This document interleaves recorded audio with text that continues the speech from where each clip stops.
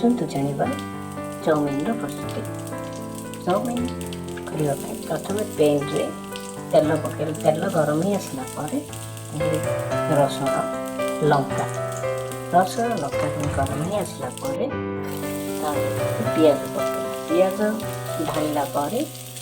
Capsicum टे ढाला capsicum आ गाजर आ फूलकोबी कैप्सिकम फूलकोबी गाजर को आम फ्राए करने छाड़ा टे फ्राए रेडिश कलर आसला आम टमाटो ऐड करवा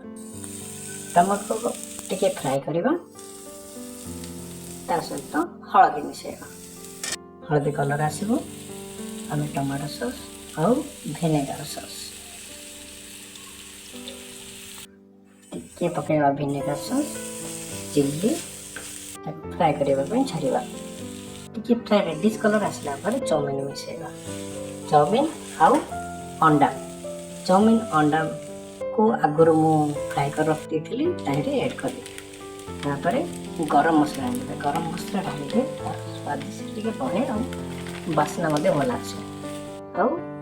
चिकेन मसला देखो चाउमिन कलर मोर केमी आसला देखा बढ़िया देखा सर्व करवा केमी लगुच टेस्ट चाहिए। धन्यवाद।